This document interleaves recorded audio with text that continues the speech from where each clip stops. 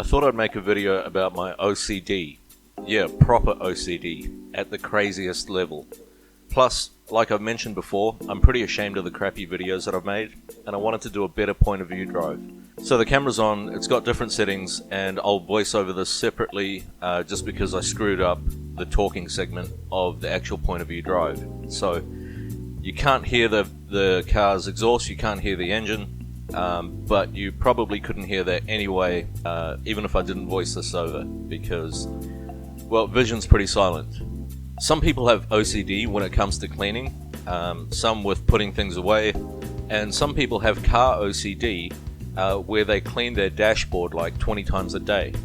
I'm a bit more than that. I'm everything, literally.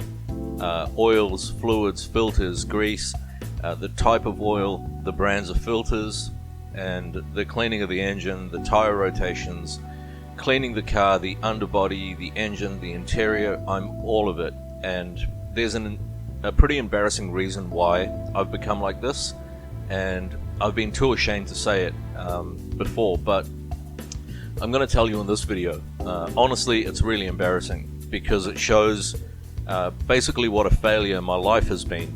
But I've noticed that some of the viewers are falling into my OCD steps, and I can't have that. So you have to know about it before I infect you. So I run two schedules with my cars. Vision is no different, except that unlike my previous cars that I carefully maintained only to sell on, Vision will hopefully be with me forever. Schedule 1 is mechanical maintenance, and Schedule 2 is cleaning and protecting. So when I buy a car, I do a reset. I did most of it on Vision, but not everything as yet, because I'm trying to break free from my bad habits. You know how diesel engine oil gets black? Well, that's never acceptable for me. So I usually buy my nice top shelf full synthetic oil, and then about 2 cartons or 2 containers of cheap mineral oil. I flush the engine, dump the oil, keep the filter, then run the cheap stuff for about an hour. I dump that, then more cheap stuff goes in. I run that for about half an hour, I dump it, I replace the filter, and then I put my full synthetic oil in. By that point, all of the carbon and all of the soot inside the engine has been dislodged and dumped out with the cheap oil. So now I have beautiful golden clear oil. And as the miles add up, I can visually see how the oil is doing.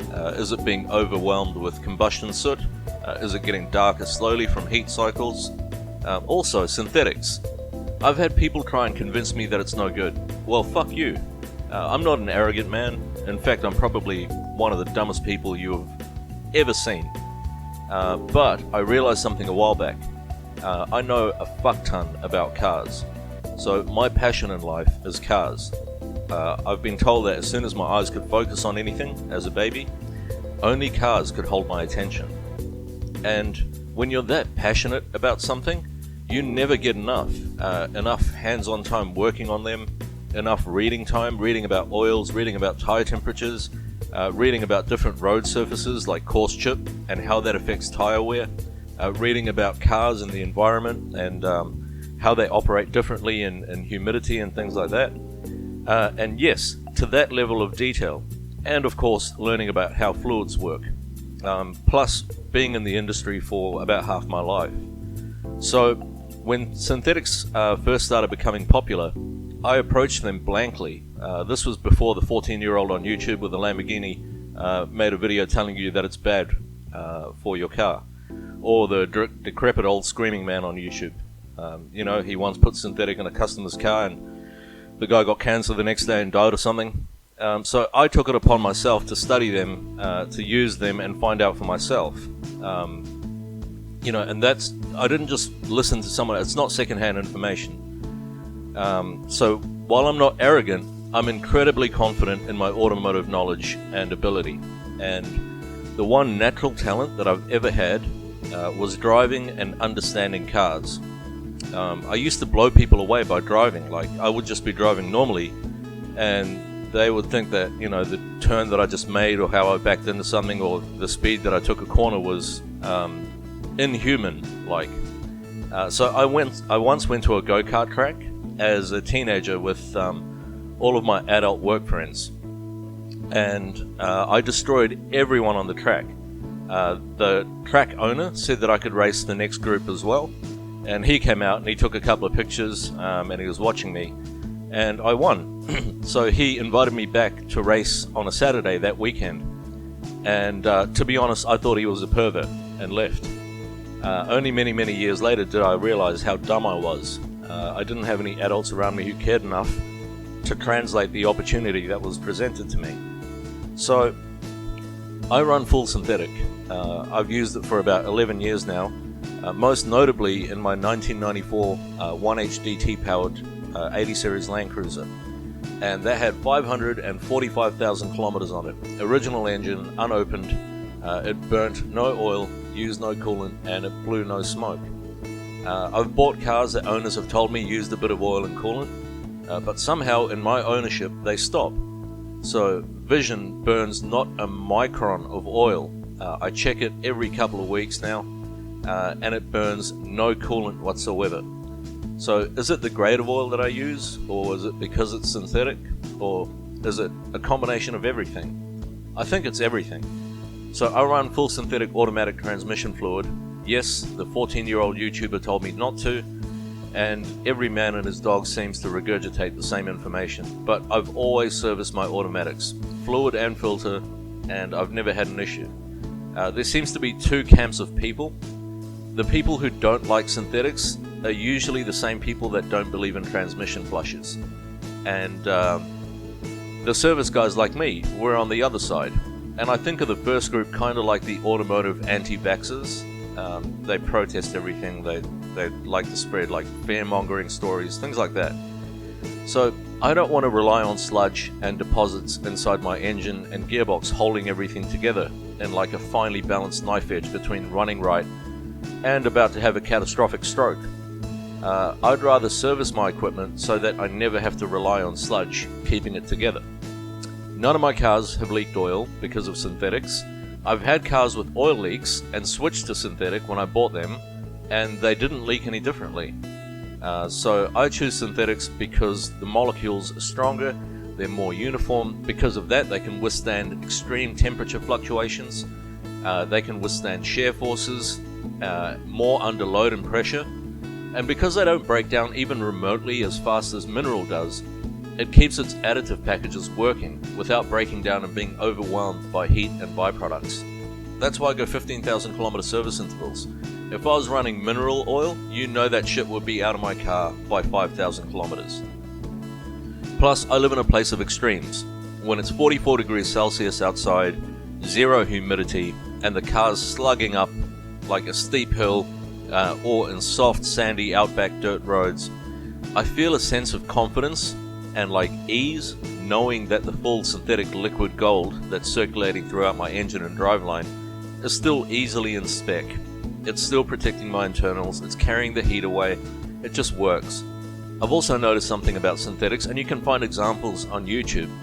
When idiots go well past service intervals when using mineral oil, first the oil breaks down and thins out, and then it begins to thicken up and sludge up. Synthetic will thin out slightly, but it almost never sludges, even beyond 30,000 kilometers. It's, in my opinion, an absolute essential if you plan to look after your car as best as possible or keep it for as long as possible. What wouldn't I put synthetic in? Probably anything from 1968 or older. What would I put synthetic in? Everything. 4D56 Delica? Yeah. A 1984 Mitsubishi Mirage with a petrol engine and a carburetor? Yeah. 2012 BMW 528i? Yep. I'd put synthetic in almost everything. Just remember, you can use diesel engine oil in a petrol, but not the other way around. Only use diesel-specific engine oil in your diesel. Not diesel-compatible, diesel-specific. Diesel-specific has a higher concentration of additives to keep your engine running cleaner and the oil in spec for longer. Caution though, I advise using diesel engine oil in a petrol, but a newer petrol engine. So we had this discussion at a workshop that I worked in Queensland for a while. Hey, you all know Ed China, right? The master mechanic, the engineer from Wheeler Dealers, well, ex-mechanic from Wheeler Dealers. Well, this workshop had one of them, and I was in awe of this owner. He did things I never thought were possible. He would just be running around this massive busy workshop with cars and big trucks and like road trains and everything, and just solving problems using engineering all day. He did the impossible every single day, and he actually saved customers thousands of dollars, because one day we had a van come in. I didn't know what kind of van it was. It was a new big modern van, like a commercial van, and it needed a new power steering rack, and the manufacturer quoted the guy like $4,000. The engine had to be removed. Actually, the entire subframe had to be dropped from underneath the car, including the engine. Then the engine had to be split from the subframe, and then the power steering rack would come out. So this guy got a few quotes from a few different companies. They all said the same thing to him, and then he heard about this workshop that I worked at, and that there was this genius that worked there. And this guy did everything properly. There was no half-assing. If there was 200 bolts that were removed, there was 200 bolts plus some washers and making it better going back in. There was nothing ever left behind. And he came to us, and my boss, the owner, just took a couple of glances at it, got under it, and he's like, "Yeah, mate, I'll do it. Just bring it in the hoist right now. I'll get it done for you." The guy already had the power steering rack. Bang, bang, bang. He was out of there in an hour, and my jaw was on the floor for the whole day. Just incredible. And anyway, the conversation that we were having about diesel engine oil and a petrol was that if you put diesel engine oil into an old petrol, it would clean the engine so much, and if it was being held together with sludge, it would die pretty soon afterwards. So if your engine isn't relying on sludge, diesel engine oil will keep that bitch like new forever. So I do an oil change each year. Like I said, my oil doesn't go black because of the extra flushes that I do, and it never goes black again because I never let it, the soot and the combustion overwhelm the oil, even after 15,000 kilometers. And because I use synthetics, it also doesn't get overpowered by contamination and soot. So it's always nice and golden. I can always gauge the condition of the oil just by looking at it. And every second service, I do the fuel filter and the air filter as well. So I made the Vision update video, and in that video I put the wrong filter in, and you know my OCD couldn't live with that, so it's got a proper Japanese made air filter in it now. You know that saying, the poor man pays twice? Well, the stupid man pays even more, and I've been paying twice for a long time in my life. Every 3 years it's just the oil and filter, but I'll also do the brake fluid. 4 years it goes back to just being the oil and filter again. And here's where it gets interesting. Between 5 to 7 years is the time that the timing belt is due. So depending on when 100,000 kilometers rolls by or is about to hit, I'll do all the major stuff then. That's when I'll do the automatic transmission filter and the fluid. Remember, I've already done it at least once, and I check it at each service, so I know it's in good shape. Actually, you know how I said I dump the engine oil a few times? I do that with the transmission too, because usually cars' automatic transmissions are ignored. People, even with an automotive OCD, they get fixated on engine oil. Reason is, that's all you hear about. And it comes from back in the day when an engine was the most expensive part of a car. Now it's the dashboard, more likely, and transmissions were in the hundreds of dollars, not thousands. Now though, an automatic transmission can cost equally as much as an engine. So I change the ATF and filter when I get a car, and usually a month later the fluid will be darker. That's because it's mixed up with the old stuff from the torque converter and the oil galleries, the valve body, etc. So I dump it and I fill it up again. I don't change the filter again, just the fluid. So here's a tip when you do your automatic transmission. So drain the ATF into a clean oil pan, buy yourself a cheap plastic measuring jug, pour the ATF into the measuring jug, and use a marker pen to mark your car's line. So for me, my measuring jug has a line that says Vision. Provided it was at the right level when you drained it, you know exactly how much to measure out and put back in. So it just makes it easier, there's no guesswork. So after 5 to 7 years, that's when I'll do things like getting new tires. I do the timing belt, the water pump, the thermostat, the radiator cap, power steering fluid, diff oils, wheel bearings get repacked with grease, and that's how I keep my cars running like they were new. And you know, I've said this before, when manufacturers are coming up with a service schedule for cars, they don't necessarily do what's best for the car always, because they have to be competitive. If Toyota stipulates changing the power steering fluid, the brake fluid, this and that every single year, and Mitsubishi down the road doesn't, and their service annual, fixed price servicing is $30 less, there will be customers that don't give a shit, and they'll be like, well, the Mitsubishi is going to cost us $30 less a year, and so we're just going to go with that. So on top of that as well, a Ford Ranger that's sold in England will be possibly filled with like 5W30 engine oil, where in summer over there it probably gets to like 33 degrees Celsius, and that same car will be sold in Australia filled again with 5W30 engine oil. And the thing about Australia is, not only is it extremely hot, but from what I've seen and just my sort of analysis, Australians tend to drive their cars harder, more than anyone else I've seen. The word thrashing really applies to Australians. They have no trouble or no hesitation when it comes to like foot to the floor, thrashing the living daylights out of their cars. You just have to stand on a road where there's speed bumps in Australia to see how many people take those speed bumps at like 70 kilometers an hour, like literally flying over it. They don't give a shit, because Australia is a very wealthy country. So, they would hammer their cars. A lot of these guys would only keep them for like 4 years and then sell them on.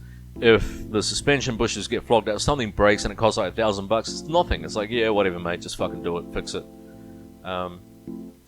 And on top of that, Australians tend to tow a lot as well. So the engine oils that are filled with cars from the manufacturers in Australia tend to burn away really quickly. So you get brand new cars that are burning oil right out of the gate, brand new.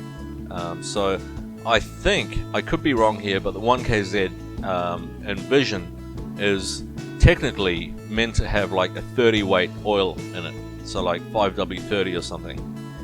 But you talk to any mechanic in Australia, you even drop your car off to any mechanic in Australia with that engine, you can be guaranteed that they're putting in at minimum a 40 weight. Usually it's going to be a 10W40 or a 15W40. The thing about brand new cars is you have to do what the manufacturer says for the most part. So your engine's burning oil, you really want to put like 10W40 in it instead of like a 5W30, but you can't, because the manufacturer will only put a 5W30 in it.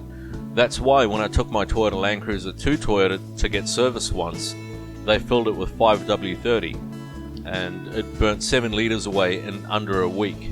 The engine from brand new was designed to run on like a 10W40 or a 15W50, and they were just so used to new cars running 5W30 and 0W20 that they just instinctively put like 5W30 in my, at the time, 15-year-old Land Cruiser, and it just didn't like it. So my cars don't burn oil because I use the right oil grade for my climate. There's a different oil grade for your climate. Use the right one for where you live. So not only do I run full synthetic premium engine oil, but I use the right grade for my environment. I don't go extreme. I don't do like a 15W60 engine oil. You don't need that. I don't need that unless your engine is a proper oil burner and the oil sealing rings around the piston are failing. In that case, I would run something much thicker, but a 0W40 or 10W40 for me is perfect. And my cars never burn oil and they never burn coolant. My schedule 2 is cleaning. I haven't shown you my complete OCD side yet, but once a year I'll spend a day cleaning my engine, like a whole day. I use cling film to wrap around the alternator and electrics, because it's really easy. You can buy like a $2 roll of cling film, use a little hacksaw to cut it down into like smaller rolls, and then just like cling wrap around your radiator and your electrical connections. You don't have to piss around with like plastic bags and tarpaulin and stuff like that. It just makes it really easy and easy to remove. So I use the cling film around the alternator, the electrics, then I use soapy water and a brush to clean the engine up. I do the engine cover, I do the battery tray in the case of Vision, I dry everything out, and then I put 303 aerospace protection on it. I also spend a day underneath the car, getting soaked and dirty, scrubbing its underbody.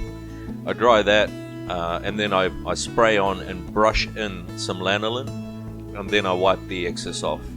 I spend a day just on the inside and 2 or 3 days on the outside. I know that's insane. I coat all the rubber seals around the windows and the doors, and then I put 4 coats of wax or sealant on. So my theory for that is 1 for each season. I let each coat cure for a few hours, and essentially, even after a year, it never really wears off. And also, now that I use Turtle Wax's hybrid ceramic coating and the hybrid ceramic car wash, I'm afraid Vision itself might beat up and just fucking disappear into a rain gutter, because it's so slick. I do other shit that's completely subconscious. Like, I realized the other day, the only other person that's like me is Jay Leno. So when he pulls a fuel cap or a trunk release, he does it just like I instinctively do. And I didn't realize this until I saw him do it. So I gently tension like the fuel filler cap release, because there's a gap where there's no tension in it. So I'll pull it gently until I can feel the cable engage, and then I pull it no more than is required. I'm so careful with it, and I do it subconsciously. I don't even realize I'm doing it. And I saw him do the same. And I guess in my mind, I just don't want the cable to stretch. And so here's the embarrassing reason that I'm so OCD about my car and why it's not really good. So growing up, we didn't have much. And thankfully, my family are all doing really well now, except for me. Some of the things that happened to me were out of my control, fate, if you will, and some were decisions given to a kid who was lost and made the wrong choices. Even though I started working when I was 13, I never really amounted to anything. And don't get me wrong, like, I've had some really high-level roles, but I've just kind of failed at everything along the way. So while my life has been chaos and an intangible mess, my car became its own entity, because that was my passion. It was my little life form, its own energy station, its own climate system. And I couldn't fix my life, but subconsciously I was not going to drop the ball in my car. It had to be perfect. It had to be organized. It had to have its documents neatly filed away, its service schedule neatly written down with part numbers for filters and oil grades in my little notebook. And it gets more embarrassing as it goes on. So I don't have any friends in Australia. Not that I haven't tried, but after almost a decade, I'm just too anxious to know what that would be like now. So I focused all of my energy on my car, and even things like I would buy the cheapest phones out there, and then lovingly look after them, even though no one would call me or text me. And I realized something recently that took me way too long to find out. The phone, which I would only charge to 80% to preserve its battery life, it became obsolete. It was no longer supported by apps. My DSLR rig became too cumbersome to use, and my cars were sold on because I needed the money. So subconsciously, I was waiting for the day that I'd have friends, then my phone would be ready and in perfect shape. For when I could go on a trip, my car would be ready. And I never had a problem with getting my stuff dirty and using it. But somehow I got caught up in preserving these things for tomorrow, and tomorrow never came. The only way to get the most out of anything you have, your phone, your car, your body even, is to use the fucking daylights out of it. And if you can use something to its fullest and look after it, you're already winning. So I keep seeing a new sedan released, and people always say, wow, it won't be long before sedans are dead. I don't think sedans will ever die. They're just too damn elegant. SUVs have killed off cars like Vision, proper passenger-orientated vans. After the Super Customs, there wasn't anything like it built. Sure, Toyota offered a high-ace passenger van, but they were commercial vans with vinyl floors and bench seats. And, while you could get like a Toyota Alphard or something, which was a luxury passenger van, it wasn't built off like a Hilux Surf or a Prado frame. It wasn't that serious sort of off-roader. It was big wheels, low profile tires, made for city driving. Plus, with today's safety standards, these normal everyday cars of yesterday are now, full-on unicorns. I recently drove a new Camry, and even though it's a Camry, often called like an appliance on wheels, I thought it was fucking magnificent. Like, unlike SUVs, you sit inside it, not on top of it. The center console comes up around your rib cage. It's long, it's low, it's wide, and the thing handles like a supercar from 2004. I'm not joking. I worked at a dealership when the Ferrari 360 was new, and the new sedans, like a Toyota Camry, handles like it's on fucking rails. It's so smooth and quiet, and it's not just quiet, it's artificially quiet. And it's so comfortable, plus the styling. Next time you see a Camry, just look at its styling for a second. There's that wide low grille, the haunched wheel arch flares, and that subtle ducktail spoiler on the boot lid. I had a 2012 base model Camry with the 2.5 litre naturally aspirated engine, and I don't know, maybe it's like the Indian in me that likes Camrys. It's probably built into our fucking DNA. But one day, under controlled legal conditions of course, I decided to see if its 240 km/h speedo was doable. It was, but it wasn't surprising that it could do 150 miles an hour. It was surprising how it got there. From 140 up to around 210 kilometers an hour, it just pulled like physics didn't exist. And I remember thinking at the end of that day that car enthusiasts have been bitching and moaning about not having like Trans Ams from the 70s with the big V8s that could do 150 miles an hour. And here, I had just done that in a sensible, reliable, cheap to buy, cheap to maintain, cheap to insure, cheap to run, practical, everyday car. And I've seen people rolling coal on Prius drivers, as if Prius drivers have like some hatred towards other cars. No, they don't. I've yet to meet a single Prius driver or owner who blatantly hates diesels or anything for that matter. They don't give a fuck. It's just a car for them that suits their needs the most. Like, if someone lives in the city and gives zero fucks about the car, a Prius is a magnificent car for them. It's torquey and peppy for city use. It uses fuck all petrol. It's safe and reliable and quiet. You can have a conversation in it without yelling. And then you have some small dick prick in a fucking ute rolling coal on their car. Like, yes, dude, you have overfueled your diesel so now it doesn't completely combust the fuel you paid for, genius. Like, now fuck off so I can carry on not giving a shit about you or your ute. You know what pisses people off? It's when I say I don't trust Ford. Usually some bogan from across the barbecue will hear me and he'll come over and he'll be like, "Oh, my 1996 fucking Falcon runs perfectly, mate. It's got 230,000 kilometers on it." I'm like, yeah, cool, you know a Toyota would do that without engine oil, probably. But that's just me winding them up. I mean Fords from like the last 15 years or so.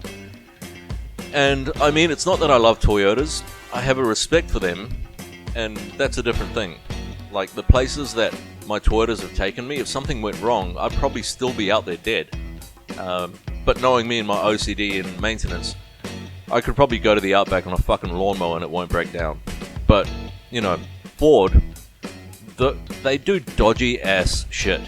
Like, for a company that's so long standing, they should be able to build a reliable car by now, right? Nope. Basic shit like the Focus RS head gasket failures, you know that shit came up during R&D, and probably during the CAD design phase. Like, they were still like, will it make it past warranty? Probably not, sir. Fuck it. Put it into production. Like, they bought the nastiest manual gearboxes for the GT Mustangs, not the Tremx. And then they're like, oh my god, really? It's crunching and it has 3 miles on it with normal driving? Oh, I don't think we tested it for normal driving. Oh yes, actually mate, it's wearing in. Yeah, come back when it's out of warranty, cockhead.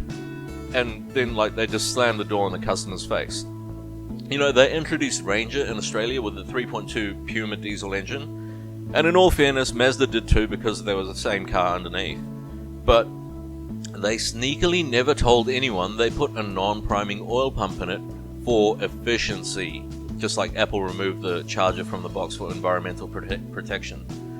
So people decided, in between dealership service intervals, they're going to go out and do oil changes on their new Pride and Joy. And 2 minutes after refilling the engine, it says goodbye and self-destructs. Even small mum and dad workshops got caught out. They would drain the oil, put a new filter in, new oil, kaboom! And what did Ford do? Yeah, nah mate, she's fucked. Give me like 15k for a new engine. And so people in workshops were so scared to do an oil change on these things, they would only take it to Ford. And Ford was like, yes, the master plan is working. Cha-ching, bitch. And they just basically fucking raked in that money. So now they released the 2-litre twin-turbo Eco Blue diesel in the Ranger Raptor, and as an extra cost option on the other Rangers. And they took that little plastic engine from a Transit, filled it with so much boost it was actually twisting and cracking. So they reinforced it with metal and plastic, of course. And then Ford being Ford, they put a timing belt in it. Okay, not too bad. Vision has a timing belt, takes about 20 minutes to replace. Nope! They put the belt in during the assembly of the engine, inside the engine, in the oil. And for good measure, they fucked with the oil pump again. They made a belt-driven oil pump with both belts sealed inside the engine, spinning in the oil for the life of the engine. How long is the life of the engine? An engineer let it slip when it was released, 7 to 10 years. After that, chuck it out and get a new one. I mean, every year there's a class action lawsuit against Ford. And that means shit, like the government has to get involved. They slap Ford on the wrist, and you know, these top politicians and CEOs and heads of companies, they're all acquaintances, right? They all attend gala dinners together, $1,000 a plate, they all get their donations, etc. They might not be friends, but they're all businessmen, and you only have to meet a politician in a business environment behind closed doors only once to realize that they don't give a fuck about you or anyone. Regardless of who you vote for, you get fucked over. They'll give their acquaintance mates like the rights to do that shit, like mining something that's just deplorable, building this, building that. They do their 4 years as politicians, and then they fuck off. And there is no repercussion for destroying your citizens' lives, or your country, or the environment.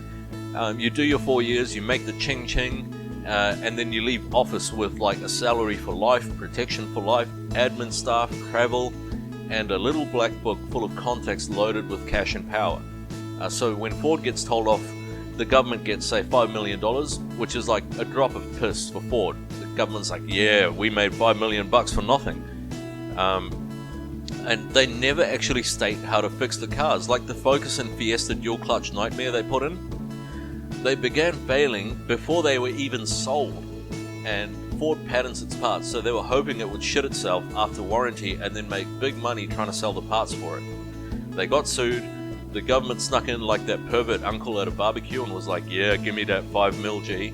And, you know, there was no stipulated way for Ford to fix the issue. They could repair it however the fuck they want, or buy back the car for 12 peanuts and the owner's dignity.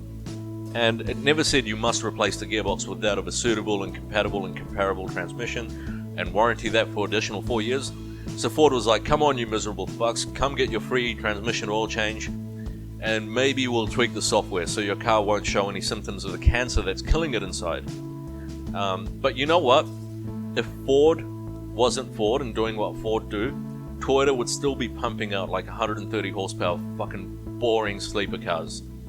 Toyota is a literal Scrooge McDuck of automotive manufacturers. For Australia, they're like, sir, what should we send to Australia? Give them the normal car, but put a bigger radiator in it. Oh, and put a bigger air conditioning condenser in it. And fucking remove everything else. Strip that bitch bare.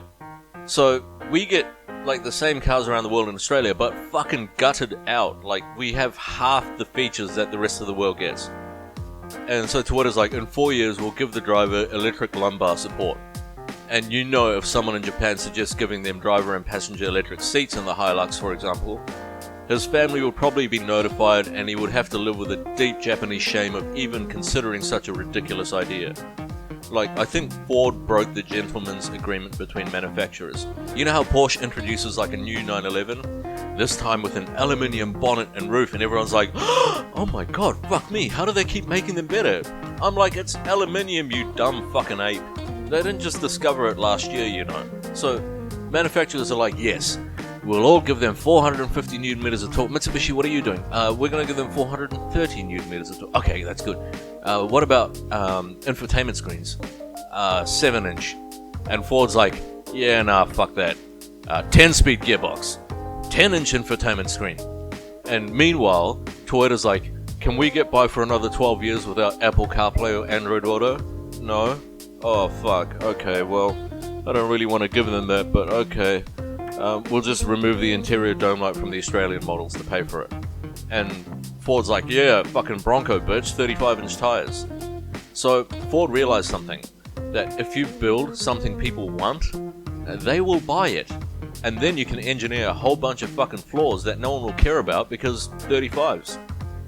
Anyway, that's it from me mumbling on. Thanks for sticking around. I'll catch you OCD interns in another one.